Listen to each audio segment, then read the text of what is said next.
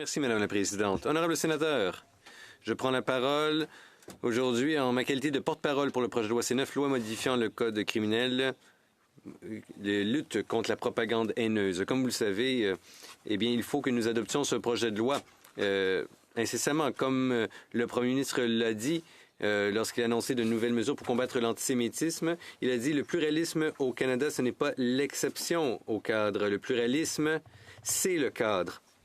Et aujourd'hui, au Canada, le pluralisme est mis à l'épreuve. Nos communautés sont brutalement ciblées, et ce, sans relâche. Voilà qui témoigne de l'importance du leadership. On a besoin d'un leadership, et les Canadiens et les gens de partout dans le monde voient le Canada comme étant un phare, un exemple de pluralisme. On s'attend à ce que nous maintenions et ce que nous défendions la dignité humaine.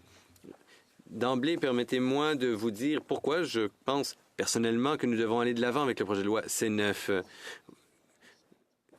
Cela fait plus de 2 décennies que je sais c'est quoi les crimes haineux. En tant que membre de la communauté de LGBTQ+, en Alberta, en tant qu'universitaire en la matière et en tant que cible de propos haineux moi-même, j'ai aidé l'unité des crimes haineux de la police d'Edmonton et j'ai créé des espaces sécuritaires dans les universités. J'ai fait de la formation pour des nouvelles recrues et j'ai aussi appuyé les principes de justice réparatrice. J'étais aussi un coprésident élu d'un conseil consultatif comprenant des gens de tous les horizons, de tous les groupes, de plein de groupes marginalisés, incluant la communauté de LGBTQ+. Et tout au long de ma carrière, j'ai entendu un message martelé sans cesse par les gens d'Edmonton qui ont été ciblés. On se sent pas en sécurité, on se sent pas vu non plus, et on n'a pas l'impression que la loi est là pour nous aider au moment où on en a le plus besoin. Le projet de loi C9, c'est la réponse à ces réactions.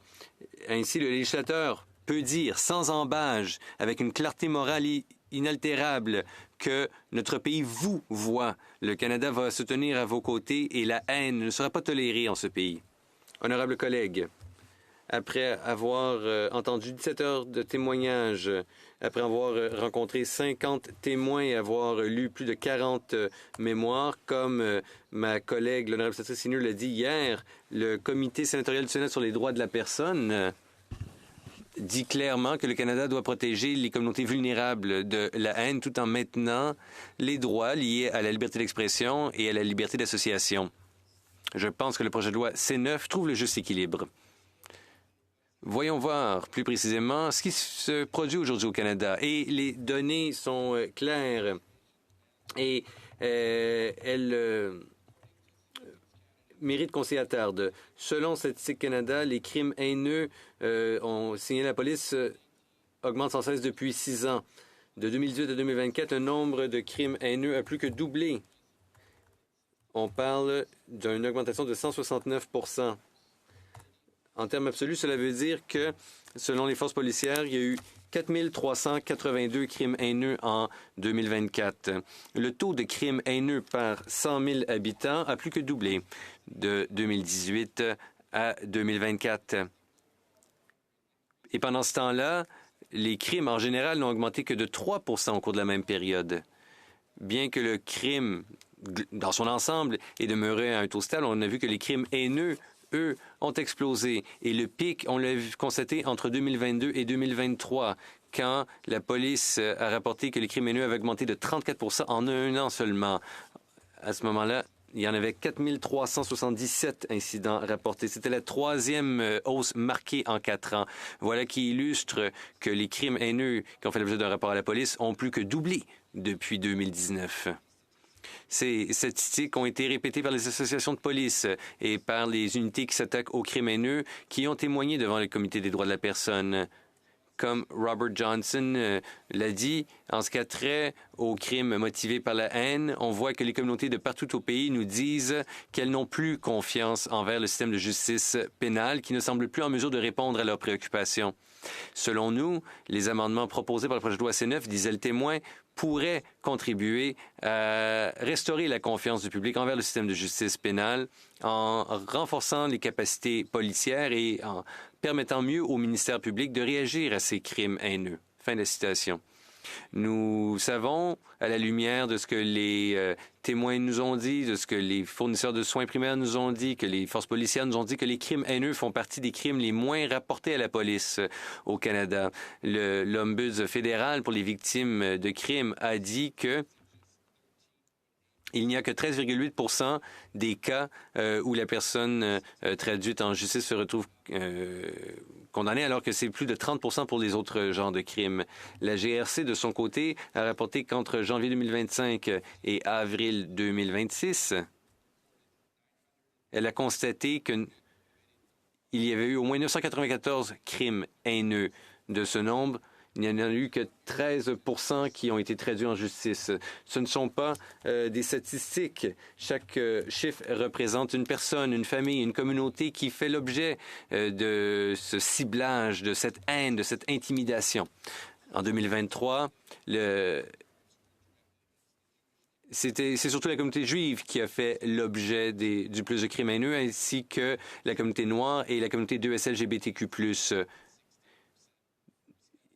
Ces groupes faisaient l'objet de 19, 18 et 16 % respectivement de tous les crimes haineux rapportés à la police. Les crimes haineux anti-musulmans ont aussi connu une hausse drastique. De 2022 à 2023, ces crimes haineux ont augmenté de 94 %. Les crimes haineux motivés par l'ethnicité, les crimes haineux à caractère ethnique ont augmenté de 35 % en 2023. Pour les communautés arabes et sud-asiatiques, on a vu une augmentation de 52 % des crimes haineux au cours de la même année. En ce qui a trait à la communauté 2S LGBTQ+, on a constaté une hausse exponentielle. Depuis 2016, les crimes haineux anti-2S LGBTQ+, ont augmenté de 274 %. En 2023, la police a rapporté que les crimes haineux liés à l'orientation sexuelle avaient augmenté de façon drastique. La violence dirigée vers les personnes transgenres augmente elle aussi sans cesse, d'année en année. Et au-delà des crimes comme tels, il y a ce sentiment d'intimidation, ce sentiment de menace. Il y a l'heure du conte racontée par des personnes, par des drag queens qui sont toujours ciblées, par exemple. Et il y a une grande proportion d'adolescents au Canada qui ont fait l'objet de cyber-intimidation. Et les adolescents trans et non-binaires sont au moins 2 fois plus susceptibles d'être ciblés. Alors que c'est le début de la saison de la fierté, c'est le début du mois de la fierté au Canada ces jours-ci. Mais ça nous rappelle que les gens de la communauté 2S LGBTQIA+, sont parmi les plus ciblés par les crimes haineux. Quand on parle de fierté, ça devrait être synonyme de fierté et de célébration, pas de haine et de peur. Chers collègues, je vais vous le dire sans embâche. Toutes ces statistiques, tous ces chiffres traduisent un problème qui a fondamentalement changé la façon dont les gens se sentent en sécurité aussi au Canada. Il faut agir dès maintenant. Et la question dont nous sommes saisis est tout simplement la suivante. Ce n'est pas de savoir si la haine est un danger croissant, un danger persistant. Je pense que nous serons tous d'accord. Non, la question est la suivante. Nos lois, à l'heure actuelle, suffisent-elles à combattre la haine? Et le projet de loi C9 permet-il de combler les lacunes de façon responsable? Je pense que la réponse est oui. Le gouvernement est de cet avis. Il s'agit d'un projet de loi qui permet de répondre à un engagement pris envers les Canadiens. Ça répond aussi à un appel lancé par les victimes, par les collectivités diverses et par les forces de l'ordre qui veulent un cadre et des outils plus robustes, plus souples pour répondre à un besoin de plus en plus pressant, celui des crimes haineux au Canada. Peut-être vous posez-vous la question, le projet de loi C9, que fait-il en réponse à ces défis grandissants qui pèsent sur notre démocratie, qui pèsent sur nos sociétés? Comment le projet de loi C9 répond-il aux lacunes qui existent à l'heure actuelle au sein de notre système de justice pénale? Eh bien, il y aura 4 nouvelles infractions qui seront créées au sein du Code criminel en vertu de C9. 4 infractions liées à des endroits où il y a de plus en plus de préjudice. Par exemple, à l'heure actuelle, il n'y a pas d'infraction isolée pour les crimes haineux dans le Code criminel. La motivation haineuse, c'est un facteur aggravant lors du prononcé de la peine. Cela veut dire que c'est un facteur pris en compte qu'après la condamnation, pas c'est pas un examen, c'est pas un élément intégral de l'infraction comme telle. Et ça c'est d'une importance capitale, tant sur le plan symbolique que sur le plan pratique. Quand la motivation haineuse est prise en compte après, lors de la détermination de la peine, quand ce n'est pas un élément du crime comme tel, eh bien, ça envoie le mauvais message tant à la société qu'aux gens qui commettent qu'aux criminels, qu'aux délinquants. Ça dit, dans le fond, que la haine comme telle, c'est pas quelque chose qu'on veut cibler par notre système de justice pénale. Alors voilà une lacune corrigée par C9, parce que C9 crée une infraction distincte en vertu de laquelle, quand quelqu'un commet une action motivée par la haine envers un groupe identifiable, cette motivation est reconnue comme étant l'essence même du méfait. Ensuite, le processus pour traduire en justice les infractions liées à la propagande haineuse est un processus trop réglementé. Jusqu'à tout récemment, les accusations en vertu des dispositions liées à la propagande haineuse dans le code criminel exigeaient le consentement du procureur général. Voilà un garde-fou qui, en revanche, créait énormément d'obstacles, empêchant la police, empêchant le ministère public de demander des comptes aux délinquants en réponse aux accusations qui pourraient être motivées de façon politique. On a demandé de changer les choses pour que cette nouvelle disposition porte aussi sur l'affichage de symboles liés au terrorisme et à la haine. Voilà une façon de faire bien mesurée, bien calibrée. Ensuite, il y a des communautés qui sont confrontées à un nouveau type de conduite haineux, par exemple. On intimide et on empêche de déambuler les gens qui veulent aller dans des centres communautaires ou se rendre à des institutions, des écoles liées à certaines communautés. Partout au Canada, des mosquées, des synagogues, des centres communautaires, des écoles, des églises qui desservent des groupes identifiables ont été ciblés par des campagnes d'intimidation et de harcèlement. On a empêché physiquement des gens de déposer leurs enfants à l'école, de visiter, par exemple, leurs parents âgés dans des foyers pour personnes âgées ou de se rendre à un service religieux. Tout cela, ce ne sont pas des infractions en vertu de la loi actuelle. Et donc, C9 crée deux nouvelles infractions distinctes. L'intimidation destinée à fomenter la peur, empêcher aussi ou obstruer la voie aussi quand on veut se rendre à certaines structures, à certains édifices. Ensuite, le projet de loi C9 codifie pour la toute première fois dans la loi une définition claire de la haine fondée sur l'arrêt Keegstra de la Cour suprême.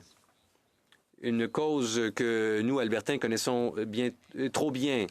En basant cette définition dans une jurisprudence établie, le projet de loi permet aux forces policières, au ministère public, aux tribunaux d'avoir plus de clarté tout en nous protégeant d'accusations qui n'auraient pas dû être déposées. Et il y a eu beaucoup de désinformations par rapport à ce que le projet de loi C9 fait et ne fait pas.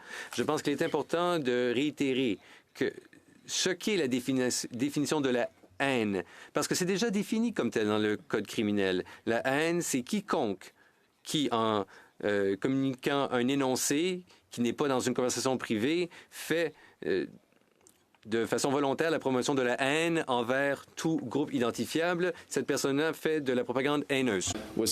En plus d'une définition claire, il y a un amendement qui a été proposé du côté de la Chambre. En plus de l'ajout des dispositions portant sur la certitude, le C9 dit maintenant clairement que quand on humilie, quand on discrédite, quand on porte offense, ce ne sont pas des actes de haine, mais la promotion de la haine ou de la propagande haineuse à l'encontre d'un groupe identifiable, ça l'est. Cinquièmement, le projet de loi interdit des comportements publics utilisant des symboles terroristes, y compris la croix gammée et les SS Bolt. Ce sont des symboles qui sont associés à des entités terroristes. Lorsque cette utilisation a pour objectif de faire la promotion de la haine. Les défenses sont préservées pour les fins légitimes, notamment le journalisme, l'éducation et les arts. Ces symboles ont été déployés de plus en plus dans les espaces publics à l'échelle du pays, et les effets ont été dévastateurs sur les communautés ciblées. La loi doit donc prendre en compte cette réalité. Chers collègues, soyons clairs. J'aimerais vous expliquer ce que ne fait pas le C9, parce qu'on a dit tant de choses dans les médias et au sein de certains groupes. Le C9 ne fait pas ceci. Criminaliser les pratiques religieuses ou les expressions religieuses qui ne sont pas motivées par la promotion intentionnelle de la haine. Soyons très clairs. Le C9 n'interdit pas la lecture de la Bible, de la Torah ou du Coran ou de tout autre texte religieux. Le C9 n'interdit pas les rassemblements pacifiques. Le texte ne crée pas de restrictions relativement aux manifestations et ne criminalise pas non plus les opinions, les désaccords ou les critiques. Le texte de loi a été rédigé de façon à être ciblé. Il permet de cibler les comportements criminels tout en respectant la liberté de religion, la liberté d'expression et le droit de manifester de façon pacifique. Chers collègues, j'aimerais aussi maintenant vous parler de préoccupations que nous avons tous entendues de la part de nos commettants au cours des dernières semaines. Je comprends que pour bon nombre de Canadiens de culte, ce retrait est préoccupant, très préoccupant. Et c'est vrai aussi pour certains sénateurs ici en cette Chambre. Je suis entièrement d'accord. Le gouvernement peut en faire plus pour s'assurer que les communautés religieuses se sentent libres d'exercer leur religion sans avoir peur de répercussions. Par contre, le retrait de la défense de l'opinion de la croyance religieuse de bonne foi à l'article 319.3b ne criminalise pas la religion comme on l'a prétendu. Ça ne veut pas dire non plus que de lire la Bible, c'est criminalisé. Quand on fait la promotion de la haine, par contre, en vertu du code criminel, une personne doit dire publiquement des choses qui font la promotion de la haine à l'encontre d'un groupe identifiable. Ce seuil est très robuste. La Cour suprême du Canada a interprété la chose comme voulant dire qu'il y a une intention de promouvoir la haine. Ce n'est pas une simple expression d'une opinion ou d'une idée controversée. Il faut qu'il y ait des activités actives et délibérées qui incitent des comportements extrêmes pour déshumaniser les autres. Donc, la lecture de textes religieux, des discussions théologiques, le counseling religieux et l'expression de croyances ne respectent pas ce seuil, n'atteignent pas ce seuil. La défense du code criminel existe depuis 56 ans, même avant la création de la charte. Mais on ne s'en est jamais servi avec succès. L'intention, lorsqu'elle a été introduite il y a des décennies, c'était de protéger l'expression théologique sincère, mais pratiquement parlant, cette défense a créé une anomalie, à savoir une catégorie de discours qui fait la promotion haineuse à l'encontre de groupes identifiables, mais qui échappe à la responsabilisation criminelle tout simplement parce qu'on en parle comme étant des propos religieux. Comme le ministre de la Justice l'a dit au comité du Sénat des droits de la personne, le virage des protections de la défense religieuse pour clarifier la disposition afin qu'on dise que la pratique de bonne foi de la religion, ce n'est pas un crime haineux. C'est une façon plus exacte de refléter l'application de la loi au Canada. Il a répété cette opinion la semaine dernière ici au Sénat lorsqu'il a dit que l'exemption religieuse suggère que la pratique de ces croyances, on sait par définition que ce n'est pas un crime haineux. C'est en fait ça que devrait indiquer la loi dans notre pays. Donc le principe fondamental de l'égalité devant la loi exige que le même comportement, c'est-à-dire la promotion faite de façon sciemment à l'encontre d'un groupe identifiable, peu importe si la motivation et c'est des convictions religieuses ou des idéologies politiques. Une personne qui fait la promotion de la haine à l'encontre des Canadiens juifs en raison d'extrémisme politique peut être poursuivie. Une personne qui fait la même chose en déclarant qu'il y a une autorité religieuse qui le lui permet a échappé à la responsabilisation. Et c'est une incohérence qui est en fait un véritable problème. Le gouvernement a proposé une disposition pour plus de clarté afin de rendre la chose explicite. La disposition affirme que rien dans les dispositions visant la propagande haineuse n'interdit ou a l'effet d'interdire des déclarations faites de bonne foi et fondées sur des croyances religieuses. La définition de la haine qui a été codifiée dans le texte de loi, tirée directement de la cause R contre Kistra, impose des garde-fous pour que les déclarations soient des expressions de détestation et de vilification envers un groupe identifiable, tellement grave que ces déclarations risquent de se traduire par un traitement discriminatoire. Pensons aux réalités pratiques. Le Canada a des lois visant la propagande haineuse, mais on s'en sert rarement. Le consentement du procureur général donne encore plus de protection. Ce ne sont pas des lois dont on va se servir tout en passant. On a besoin de respecter des seuils qui sont très robustes. Il y a plusieurs couches de surveillance. Et évidemment, il y a les garanties enchâssées dans la charte relativement à la libre expression de la religion et de l'expression, ce qui n'existait pas dans l'article du Code criminel. Pour les communautés de foi qui ont exprimé des préoccupations, le droit d'enseigner vos traditions, de lire vos textes sacrés, de vous regrouper dans un contexte théologique, ne sont pas menacés par ce texte de loi. Ce qu'on retire, c'est un bouclier qui permet la haine délibérée à l'encontre des Canadiens sans qu'il n'y ait de poursuite tout simplement parce qu'on prétend que ce sont des propos religieux. Le bouclier n'a jamais été mis en place pour protéger les gens qui exercent leur foi de bonne foi. C'est un échappatoire. Je l'ai dit déjà en deuxième lecture, l'amendement a été présenté à l'étape du comité en l'autre endroit sans qu'il n'y ait de témoignage. Donc cet amendement qui a été proposé, c'est quelque chose qui a été pris au sérieux par le Comité des droits de la personne. L'étude qui a été effectuée par le comité est robuste, inclusive et revêt l'importance qu'on doit à cette grande question.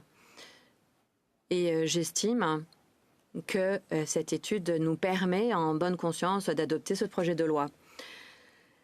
Nous avons entendu bon nombre de témoignages au comité. Nous avons entendu les forces de l'ordre, les experts juridiques, les organisations communautaires, des universitaires, des communautés de foi. Et je suis convaincue que ce projet de loi devrait être adopté.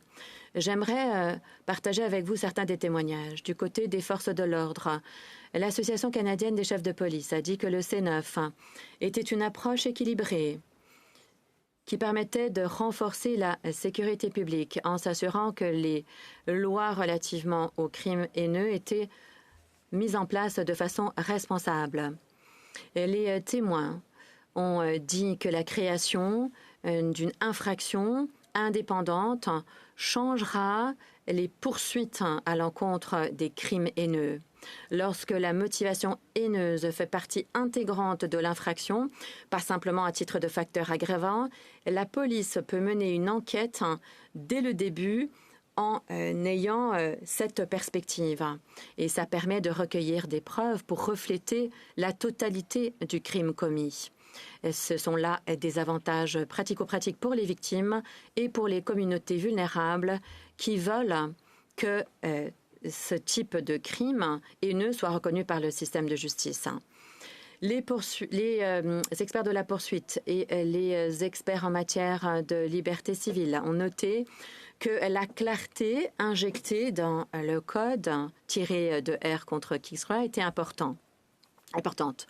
Avant le projet de loi, la définition rendait la tâche difficile pour les officiers de première ligne afin d'imposer des chefs d'accusation. La définition claire crée maintenant davantage de cohérence. Avant maintenant de vous dire ce que les représentants des collectivités noires nous ont dit, je désire remercier la sénatrice Bernard, la sénatrice Senior et le sénateur Ince. Merci de votre leadership. Merci d'avoir proposé des amendements au C9, des amendements robustes. Les témoignages que nous avons entendus en comité de Deborah Zita Samakoko, qui est présidente et fondatrice de la Chambre des communes des Manitobains noirs, et Craig Wellington du Fonds Black Opportunity, nous ont expliqué pourquoi le nœud coulant, c'était quelque chose de si préjudiciable à l'encontre de la communauté noire. C'est un symbole qui s'accompagne d'une histoire de terreur raciale dont ont été victimes les Canadiens noirs et les collectivités noires de notre pays. Son inclusion dans ce texte de loi, c'est une déclaration selon laquelle le Code criminel reconnaît cette histoire et refuse d'en faire fi. Pour la communauté juive, le Centre pour Israël et pour les affaires juives a dit que la définition de la haine reprenait ce qui figurait dans la cause, dans la décision R contre Kijlstra et assurait une robustesse constitutionnelle. Les témoins ont décrit qu'il y avait des écoles, des synagogues, des centres communautaires qui avaient été ciblés par des campagnes de harcèlement et d'intimidation. Ils ont expliqué pourquoi les nouvelles infractions en matière d'intimidation et d'obstruction étaient nécessaires. Ils ont exhorté le comité à bouger. Et comme ils l'ont dit, personne ne devrait avoir peur d'accompagner ses enfants à l'école ou d'aller voir ses parents ou d'aller participer à un service religieux. Ces témoignages ont dit clairement que le Canada ne va pas tolérer la violence motivée par la haine, l'intimidation ou le terrorisme. Et comme ils l'ont dit, et les Juifs sont peut-être la cible aujourd'hui. Mais vous devez savoir que les extrémistes vont s'attaquer à quelque chose d'encore plus grand, notre mode de vie ici au Canada. Les représentants de la communauté musulmane ont parlé des dispositions principales du projet de loi et nous ont fait part de certaines préoccupations. Le Conseil national des musulmans canadiens a soulevé des préoccupations par rapport à l'inclusion des symboles dans le projet de loi. Ils ont dit que certaines personnes avaient des symboles islamiques et pourraient être ciblées par les dispositions. Ce sont des préoccupations légitimes et c'est pour ça qu'on a voulu élaborer des dispositions dites pour davantage de clarté. Pour la communauté des 2 SLGBTQI+, les témoins ont dit à quel point notre communauté était ciblée. Depuis 2016, les crimes haineux à l'encontre de la collectivité ont augmenté de 274%. Et les Canadiens trans et non-binaires font face à de plus en plus de haine et sont la cible de discrimination en personne et en ligne. Certains gouvernements provinciaux à l'échelle du Canada ont agi également et ont causé des préjudices à cette communauté trans et non-binaire. Les organisations communautaires ont décrit ce que ça veut dire de vivre en la présence de cette menace de violence et de harcèlement en tout temps. Le C9 dit de façon très claire que la société canadienne ne sanctionne pas ce genre de conduite et ne va pas permettre que ce comportement perdure. La nouvelle infraction d'intimidation est particulièrement importante pour les centres communautaires de SLGBTQI+, qui ont été la cible d'activités de manifestation, qui ont pour objectif d'empêcher les membres de se regrouper. Le projet de loi propose un mécanisme juridique pour solutionner cette problématique. Et il y a eu aussi des témoins des Premières Nations et des Métis qui ont soulevé des questions relativement à l'application du texte de loi aux communautés autochtones. le déni des atrocités des pensionnats autochtones et la déshumification des peuples autochtones. Et ce sont des actes haineux et par conséquent, nous devons concrétiser le texte de loi en gardant ça à l'esprit. Le comité a également entendu des témoignages de diverses communautés religieuses et je voudrais reconnaître l'importance de ces témoignages. L'Église anglicane a dit que d'abroger cette défense religieuse, ça pourrait créer des incertitudes relativement aux discussions religieuses. Des témoins chrétiens ont parlé de leurs préoccupations par rapport aux plaintes, aux enquêtes, aux coûts juridiques, surtout pour les plus petites communautés de culte. Ce sont des préoccupations importantes que le gouvernement prend au sérieux. Je voudrais saluer et remercier l'ensemble de mes collègues qui ont siégé au Comité des droits de la personne, qui ont étudié le texte avec beaucoup de robustesse et qui l'ont fait de façon très dévouée.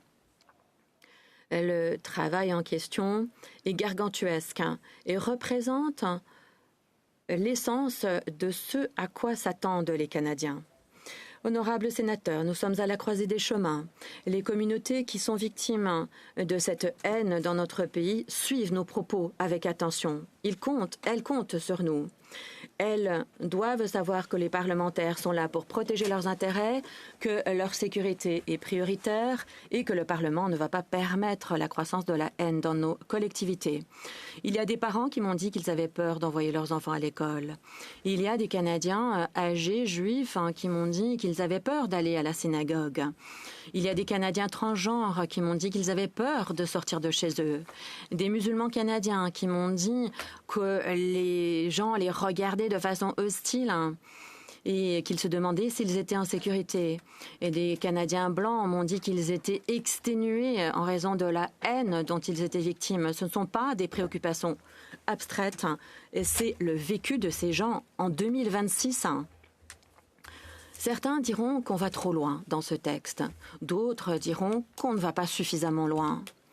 Et ensuite, il y en a qui ont peur qu'on va mal se servir de certaines des dispositions. Et certains diront qu'on ne va pas s'en servir suffisamment. Ces débats sont robustes et ils sont bons. Ils reflètent la complexité des questions dont on débat. Et c'est pour ça que le Parlement a passé des mois à étudier ce texte de loi avec beaucoup d'attention. Honorables sénateurs, la perfection ne peut pas être l'ennemi du bien. Les communautés qui sont ciblées par les crimes haineux ont attendu trop longtemps. Ça fait des années qu'ils attendent et nous savons que les crimes haineux ont doublé. Il y a de plus en plus d'intimidation. Les symboles de génocide et de terreur sont utilisés publiquement avec impunité. On leur a dit que la loi allait les protéger. Mais le problème, c'est que la loi n'en fait pas suffisamment. Le projet de loi va régler la problématique. Comme les témoins l'ont dit, en comité, ce n'est pas une panacée. Mais il s'agit d'un texte qui a des principes, qui est mesuré et qui est fondé dans une nature constitutionnelle et qui s'est fait trop longtemps attendre. Le C9 ne va pas mettre un terme à la haine. C'est impossible. La haine vit dans le cœur des humains. Et il faut procéder à une éducation, une sensibilisation inclusive, la reconnaissance et la célébration de la culture, les communautés respectueuses et par le biais du travail qu'on fait sans relâche pour construire un pays où tout le monde se sent bien, un pays où chaque Canadien est accepté et se sent en sécurité. Mais la loi a son importance. Elle a son importance parce qu'elle établit la norme. Elle a de l'importance parce qu'elle dit aux victimes que leur souffrance est reconnue et que l'État est à leur côté. C'est important parce qu'elle dit aux auteurs de ces actes qu'il y a des conséquences à choisir la haine. Et c'est important parce qu'elle dit à chaque Canadien, quelle que soit son identité, sa foi, son origine, qu'il est égal aux yeux de la loi et mérite tout autant d'être protégé. C'est le Canada en lequel nous croyons. Cette Chambre a une fière tradition de protection des droits des minorités. Le Sénat a été conçu, en partie, pour faire contrepoids à la tyrannie de la majorité afin de garantir que les droits et la dignité de ceux qui sont en minorité ne soient pas sacrifiés pour des raisons politiques. Aujourd'hui, je demande à cette Chambre de remplir cette promesse, cette mission. Adoptons le projet de loi C9, envoyons un message à tous les Canadiens qui ont été ciblés en raison de leur identité. Ils ne sont pas seuls. Que ce Parlement se tient à leur côté, qu'au Canada, la haine ne l'emporte pas. Je demande à tous les honorables sénateurs d'appuyer ce projet de loi. Merci.